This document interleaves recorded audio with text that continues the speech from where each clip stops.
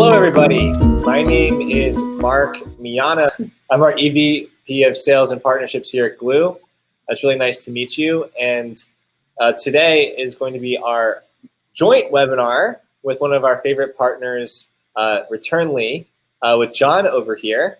We're going to just get started in a few minutes, but we're going to let people trickle in. So we'll just give you guys about 15 to 30 seconds, and then we'll go ahead and get started.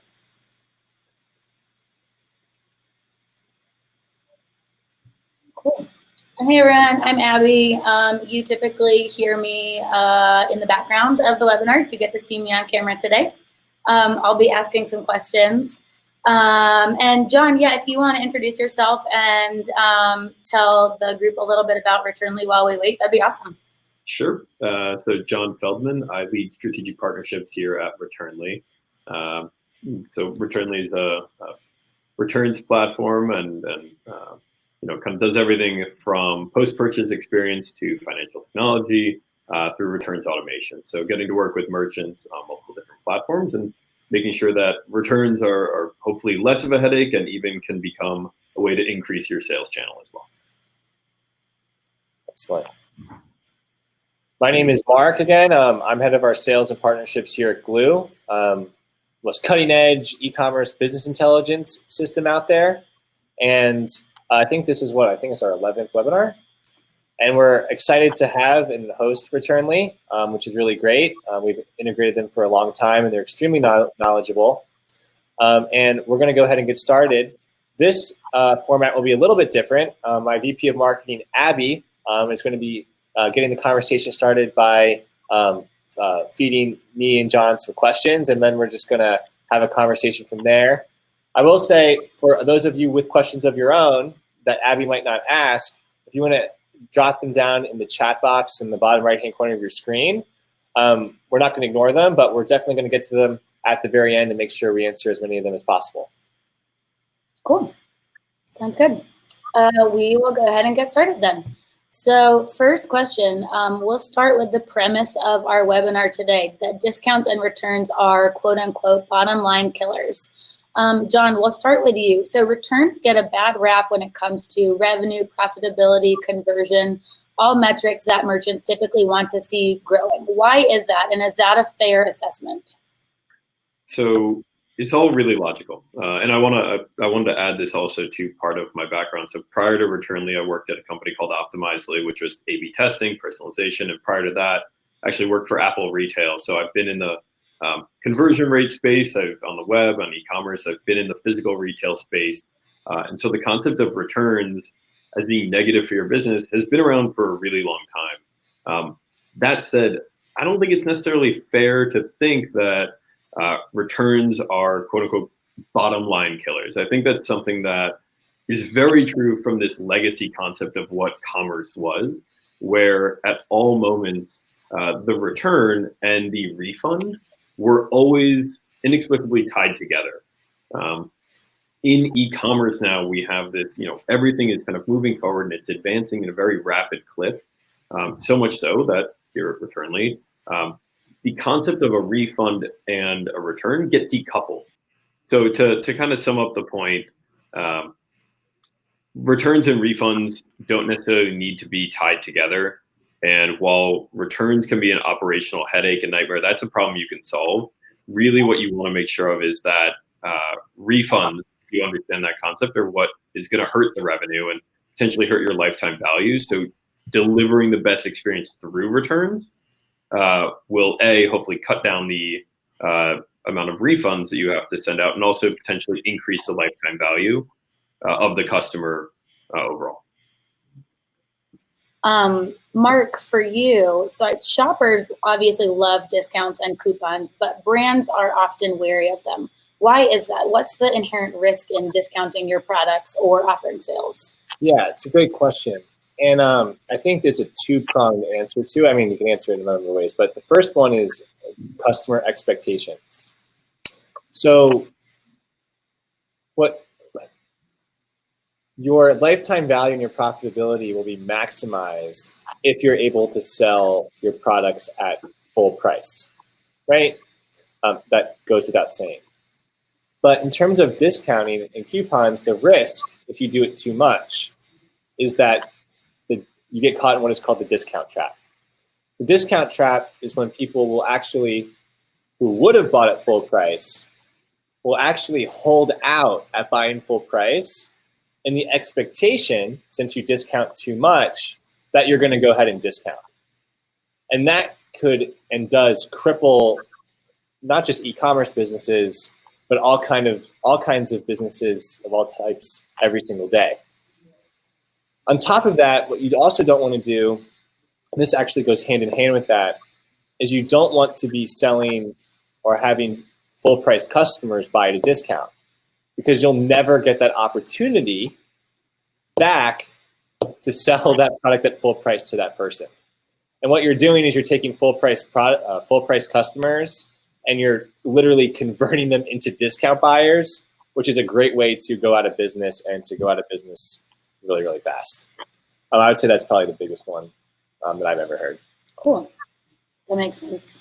John, this one's for you. So the attitudes that consumers have towards returns have changed a lot in the past few years, with online ordering, free shipping, and free returns kind of becoming the norm.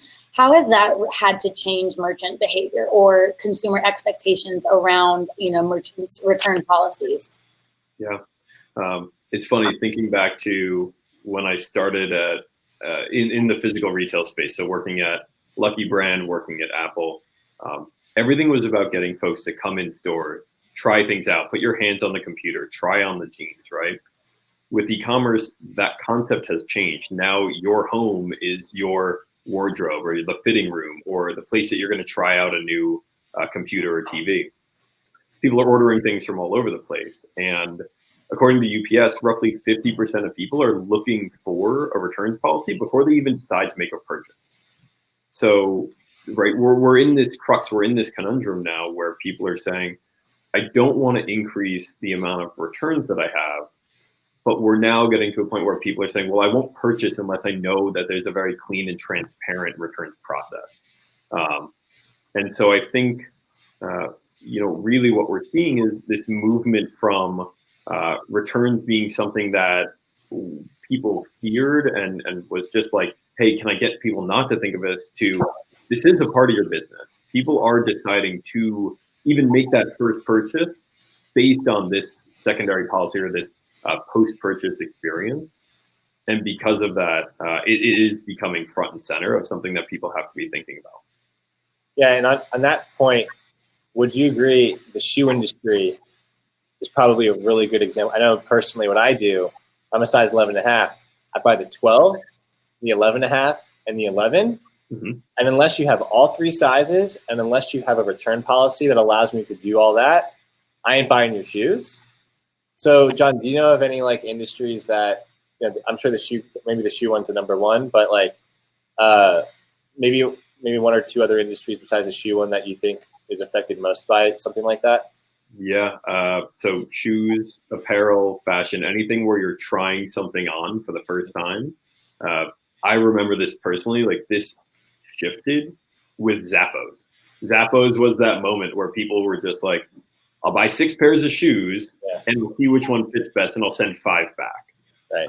And that was years ago that happened. But so fashion, apparel, anything you're trying on. And then also, surprisingly, cosmetics, intimates, anything that, right, you're not going to typically, maybe you went to a Sephora and you're putting on some kind of face powder or anything like that. But with the rise of online cosmetics brands, think of Kylie Jenner's brand or any of these other ones that are booming right now. Not only are people buying this and they're then trying it on at home, you can't resell that product afterwards. And so it becomes even more of this dilemma of how can I provide a great customer experience to something that might not even be resellable when it gets back or when somebody wants to do a return, because it's such a personal item. You know what might be really interesting? It would be to take a look for anyone watching at the behavior characteristics of your best customers. I imagine the Zappos example that people who return a lot might actually be the best customers for Zappos because they're into shoes, right? Juxtaposed to maybe my father, who like buys one pair of shoes like every year, who knows his size, doesn't care what they are, whatever. So I'd be really curious if we could assign a lifetime value to a level or volume of returns to help you understand if a better return policy or an investment in your return policy would be a good idea. Something that maybe a collaboration between Glew and Returnly would be a good thing. And John, are you there? I am. Can you hear me okay? Yeah. And the question that we were proposing, I think you might have missed because I was kind of bleeding into it, are what are some common misconceptions merchants have around returns and crafting the return strategies? And the question I asked you before the technical glitch was that people typically have this knee-jerk reaction that people who are returning things are, might not be the best customer, when really they don't know that. And so, John, for you, you brought up a really good point of Zappos, right? Where Zappos has absolutely turned the shoe industry on its head. But I'd be curious, and I'd be confident actually in making the statement that I bet that there's some type of correlation between high LTV and high returns for a Zappos customer, because that would mean that they're interacting with and engaging Zappos at a higher frequency than, let's say, I was giving a joke of my dad who buys like one pair of shoes a year. You know what I mean? And I didn't know if maybe from your experience over at Returnly, where you might have tackled and maybe inverted some of the misconceptions that your own clients have on returns, and if you had anything to say about that. No, the concept of LTV and more returns or less returns is actually spot on. So the way that Returnly was founded, our CEO and founder, Eduardo, is an actuary. He's a data scientist by trade, and was doing consulting and looking into e-commerce brands and where is it that they really create quote unquote whale customers? Where are those high LTV customers created? And the number one channel that they saw was a negative NPS after an interaction turned into a positive NPS after an interaction. And there's one channel where that happens most consistently, and that's through the returns channel. Someone's already decided and spent their money with you. They voted with their own hard-earned money. They want to buy your goods as a merchant, but then it didn't work out the way they wanted. And so if there is a way to deliver the best experience you can after that fact, we at Returnly see about a 4x LTV growth through a positive returns channel, through our returns channel. It's one of the fastest ways to make someone go from being a one-time buyer to a repeat buyer. And I think recently UPS did a nice big study, and one of the stats they found was, I think it's 73% of people say that the returns experience directly impacts if they repurchase again. So positive returns experience will impact LTV. And that's it. And I think I want to go rogue for a minute. We have a question about what about returns for perishable items. And if I may give my 2 cents, I think it's a cost-benefit analysis on the amount. Let me give you an example. We have a bunch of $1,000 worth of raw oysters. Well, I don't know about returning those, right? It probably depends on the quantity of the perishable item. But I think that to answer that question, and to John's point, I think one of the biggest things that I always preach to my clients is that people are going to be less inclined to buy based on price, okay? And they're going to be more willing to buy based on experience. And I think that also should go for the merchant, where if you have a perishable item and they have a good reason for returning it, maybe it was disgusting, maybe it's food, right? They didn't like it. Ugh, oysters, oh, gross. Or maybe it went bad.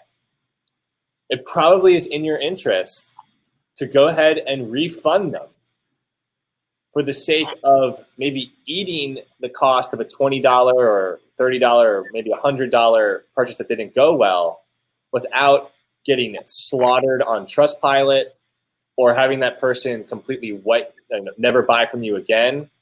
I would probably just give them their money back, but also ask for something in return. Hey, we don't normally do this. It's a perishable item. There's no way for us to recoup our costs, but maybe we'll give you credit to our store. Or maybe would you write a good review for us on our website? I wouldn't just give them their money back. I would also ask for something in return in order to increase the engagement. So, nice. Yeah. What do you guys, do you see a lot of brands on your platform or that you work with who are processing like returns policies for perishable goods? I know you mentioned like makeup brands. That's definitely one. You can't resell that item once it's been used. Yeah, it's something that we have built from feedback from from early customers of ours. Was this idea that we're helping them with the returns, but at the end of the day, even when it gets back to them, they can't resell it. So that's tough. So what can we do about that? So underlying, and this gets into Returnly for 1 second, but underlying everything, we have our data network, and because of that, we're able to make smart decisions and have machine learning running to be able to say, hey, you know what? We know that this is something that maybe isn't refundable, but we're going to give you a refund anyway, and don't even send it back. Just keep it. Give it to a friend. Maybe they'll like it instead. And we can make those decisions. And that was designed with a company called 100% Pure, feedback from them. And now it's called Green Returns. Anyone can Google search it and look it up. But it's something that we've seen as a market need, is that if you can provide a great experience, people will purchase again. And at the end of the day, for a lot of these companies, not only do they not refund, but when it gets returned, they're also paying disposal fees. So not only, it's like a double hit. Not only is the person not happy and you have to give them their money back, but then you also have to pay to get rid of the product and potentially pay for shipping as well. So it's just this like terrible experience for the customer, terrible experience for the merchant. So, finding that middle ground to make it better was a big focus for us. Yeah, that's such a good point. At the end of the day, it's customer support. And if you provide a good customer support experience, your customers are more likely to come back and spend more money with you. Exactly. Cool. Let's pivot into some actionable advice here. What are some strategies? I know we're kind of pivoting back and forth here, but how can merchants use returns to their advantage? What are some of the benefits of focusing on your returns process as an asset, like we have been discussing? I think making it transparent and putting it front and center. Don't make it that a potential shopper needs to go searching through all these different places to find your returns policy. Make it honest and transparent, whatever it may be. Make it honest and transparent. Put it forward to them. You have to do what's right by your business at any given time. Maybe that's you can cover return shipping and it's free. Maybe it's flat rate. Whatever that is, that's your decision for your business. But tell people, make sure they know what it is, because again, people are savvy shoppers now. This isn't like day one of e-commerce. It's not like we're all just figuring out and we have our phones for the first time and can like tap a button and buy something. This is a way that people are consuming and buying things on a regular basis, and it's growing in terms of dollars spent on the mobile platforms year over year. So if you're potentially not making it transparent and you're obfuscating those facts of how someone might be able to return something, chances are your competitors aren't, and they'll go look there. I think kind of wrap up the idea, attention spans are dropping. Like this is a known fact. Attention spans of people on websites are dropping. Our desire to sit and wait for something to load. I'm looking at my phone now for a second because I remember when the first iPhone came out and like we could load a website on our phone and it was amazing. Now if it doesn't load in 2 seconds, we're all like freaking out and angry. And so I think if you're not upfront and honest with it, people are going to very quickly move on, especially this time of year where they have so much coming at them in terms of Black Friday, Cyber Monday, holidays. You gotta just make it easy for them. Cool. Mark, what about for you? So obviously tons of brands are using discounts. I can think off the top of my head of a few brands who don't. One of my favorite brands, Outdoor Voices, they very specifically do not discount their products, like as a rule, on their website.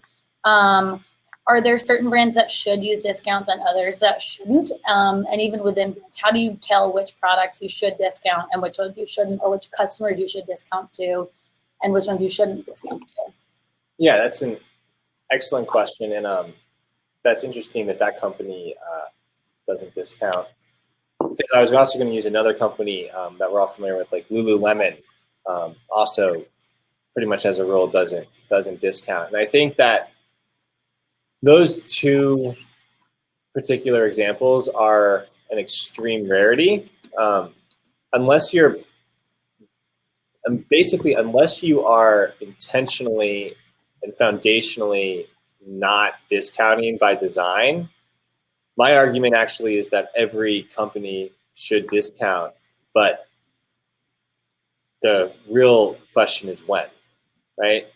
You should think of discounting very much like debt, right? Debt could be bad, but it also could be really, really good. If I'm a company and I take on debt, well, I can do things that I couldn't do before, right? Debt is great as long as the value that you're getting in return for your debt outweighs the cost of the debt itself.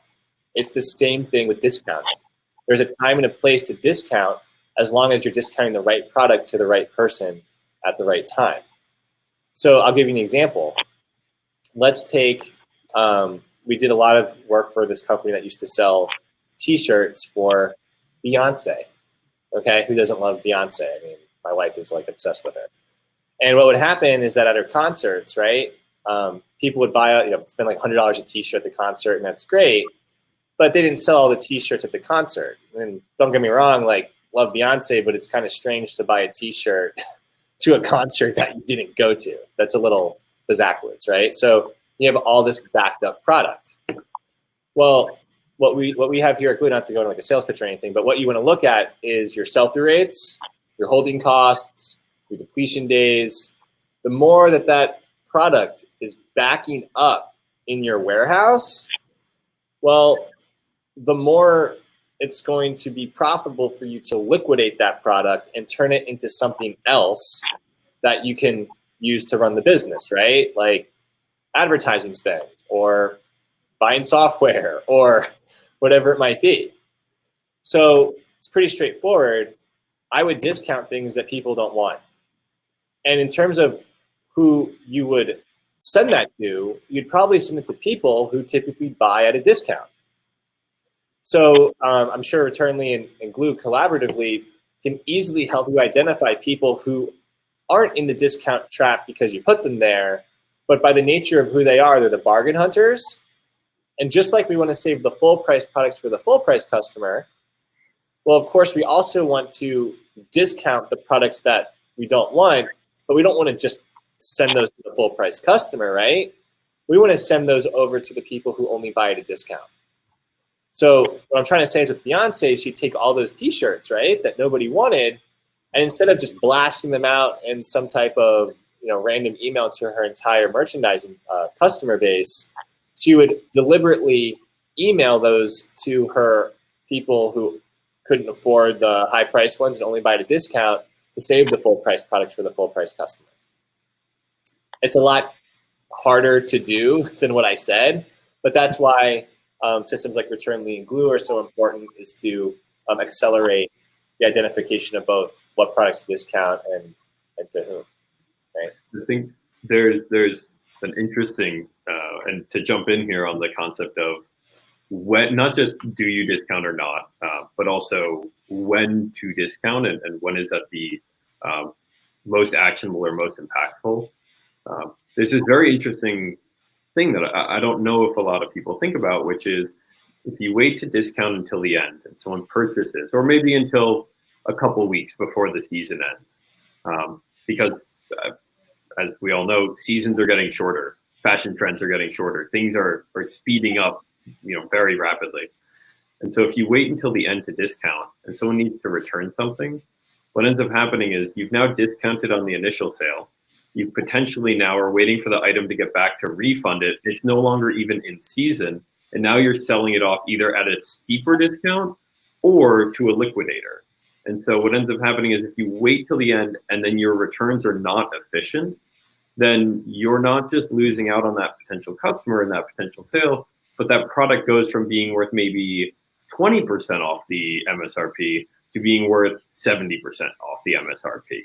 And now you've also taken a bigger loss on the potential resale value. So those ideas of discounting, when you discount, and operational efficiency around returns and restocking and speed to those actions definitely all play a role together.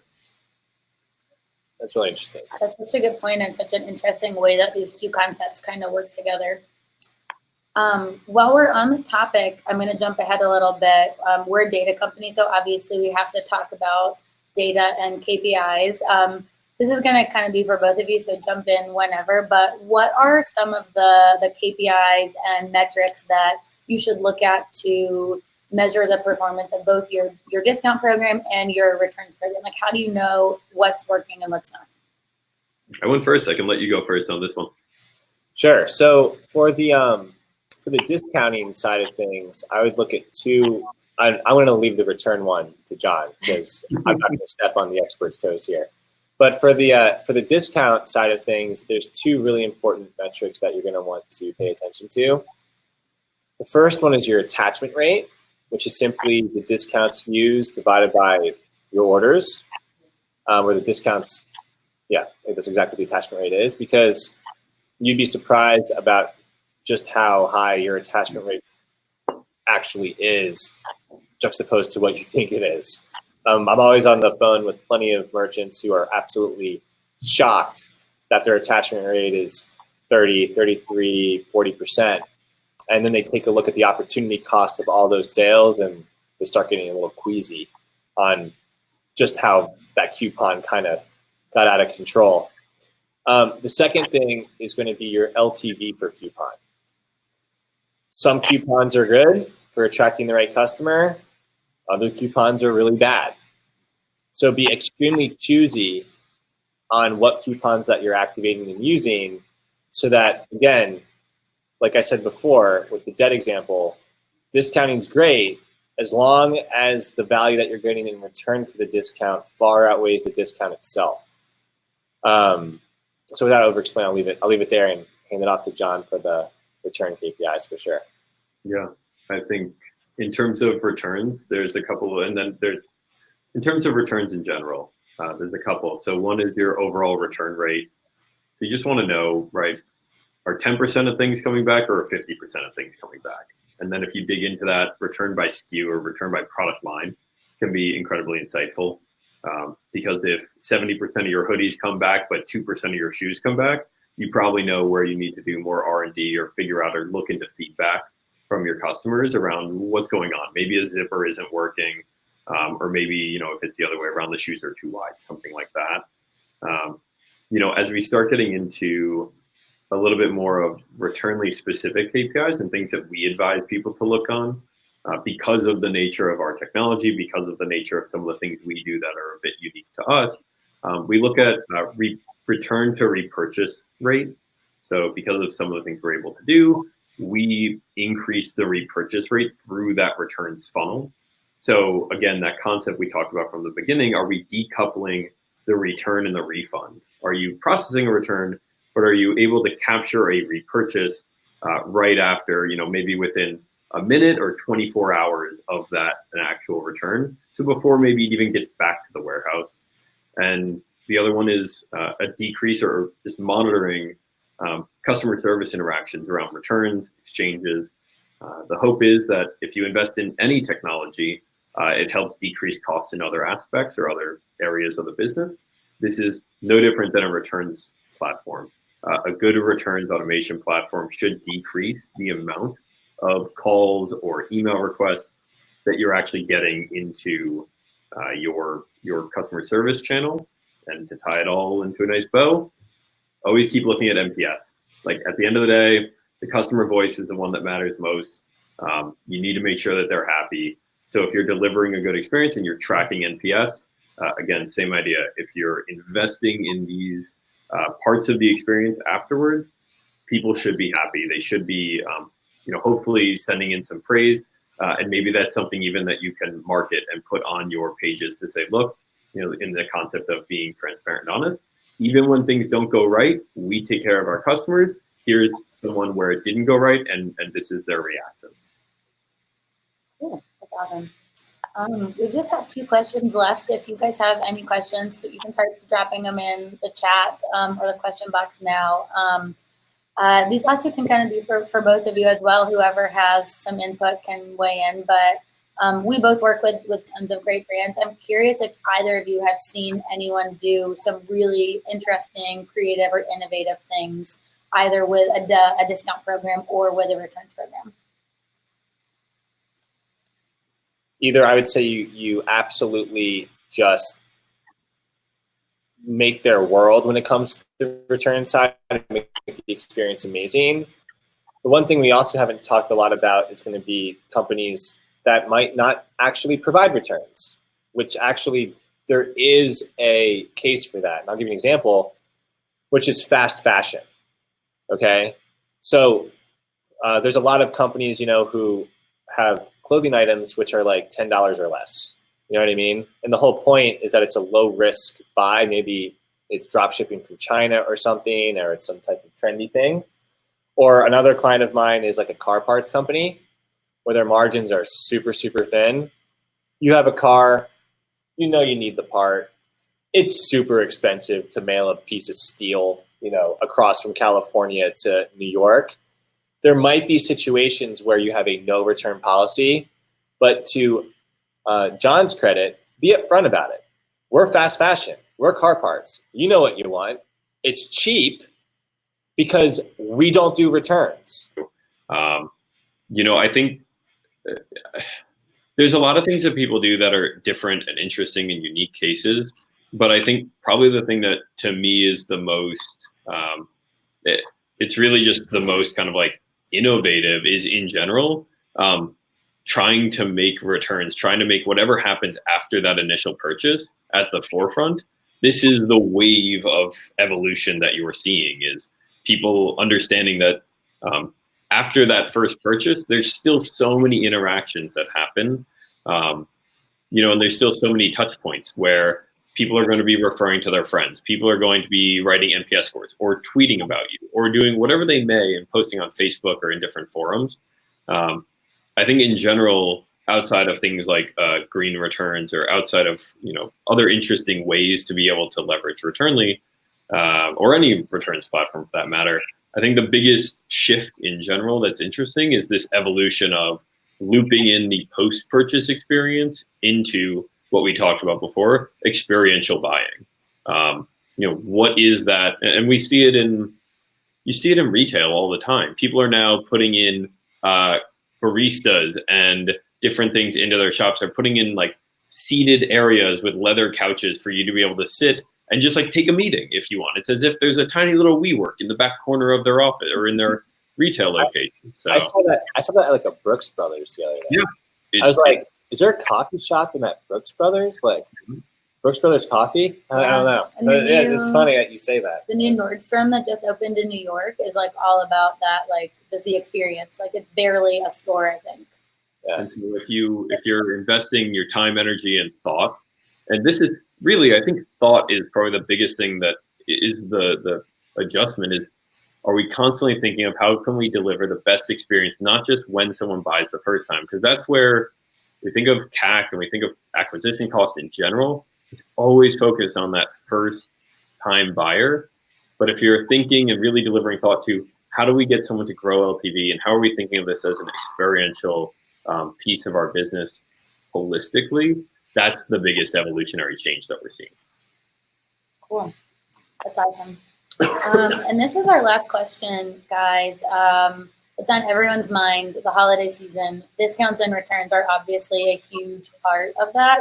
What are some things that specifically merchants should be considering for either their discount strategy or their return strategy around the holidays? Either of you can jump in.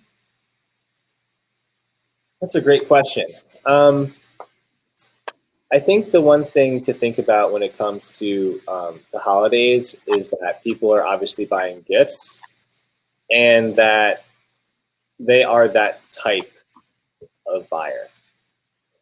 So when you're working with Glew, a lot of times we have very deep discussions as who is your quote unquote right customer. If you ever taken a demo from me, I always say, hey, look, like if you're selling bikinis, I'm probably not your best customer because I'm a dude that lives 5 hours from the beach, not a, hot chick in Miami, right? But at the same time, I do and have bought my wife a bikini at a discount. She doesn't know I bought it at a discount, right? So making sure that you're segmenting your customer base by discounts as well as by refunds is going to help you treat them the way that they like to be treated. For me, I'm looking for a bargain. Oh, my wife's not watching this. For my wife, for Christmas, not because I'm cheap, but because, that's just the way I buy and she doesn't know the difference. Same type of thing when it comes to the holidays. I would also look back at your data retroactively. If you've been in business for longer than a year, you probably have data on your customers who did buy in the holiday season last year. And they might not have bought from you in a long time. And it might be a really good idea to do just a little bit of extra data mining on quarantining and segmenting those people. And again, treating them a certain way, offering them a discount, acknowledging that they did buy a discount and that, hey, because you bought a discount in the past, you might enjoy this. And of course, again, you're going to see a recurring theme here. As a result, you're going to run out of your discounted products and you're only going to be left with the full price products that your full price customers are going to buy from you. I think that's going to be the parting piece of advice I'll leave for everyone on the call today. So a couple of things that you've heard me say, but slight iterations of them because it's the holiday. One, think about extending your return policy. People are buying, they're giving gifts. You want to make sure that people have time to actually return. If they do, they're shipping it somewhere else, whatever it may be.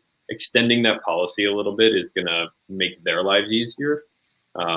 Make sure you have gift returns in some capacity, right? This is a time where we are giving gifts and you don't want it to be something where people have to be chasing receipts from you or from your friends to be able to actually make that return and get whatever it is that they want. So make sure gift returns are something that you can process and handle. Making sure you're talking to, if you work with a 3PL or if you have your own warehouse, talk to them, make sure that they're aware of whatever the products are.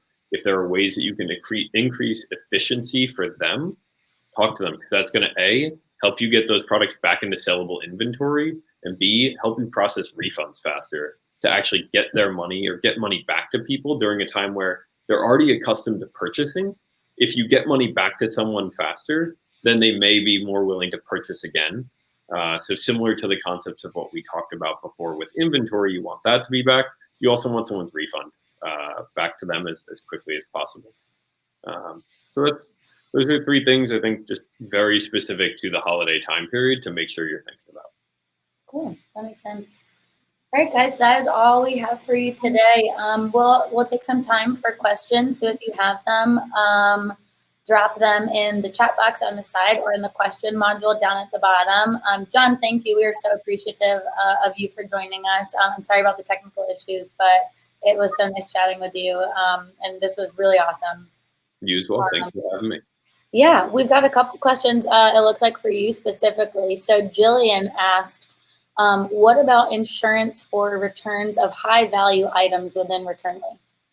So we don't, we're not, an insurance company, so we can, if someone else is doing that, absolutely that can be something, but it's not something that we're giving. We're not licensed to be able to give insurance on things like that. Typically, the way we see it is if people are returning things that are in the excess of $1,000, let's say, really high-end fashion, small pieces of jewelry that are very nice.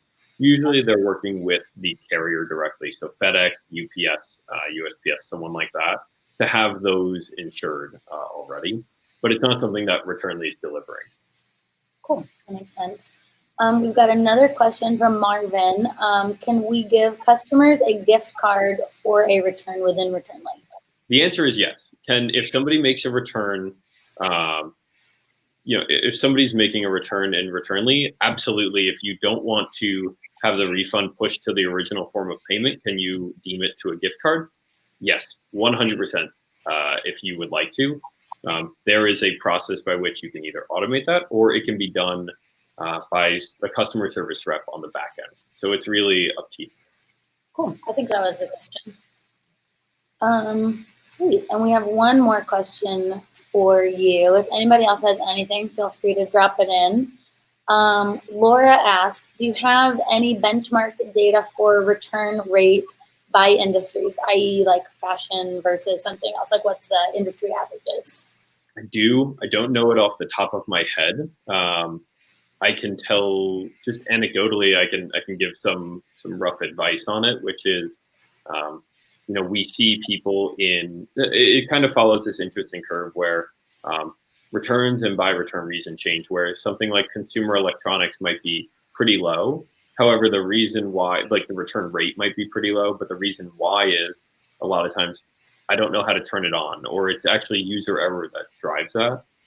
Conversely, the return rate and the exchange rate for apparel and fashion might be very high, but it goes back to a couple different things. One, size, fit, all those things change by brand, and so people might be buying 3-4 versions of the same pair of jeans and only keeping one, maybe two.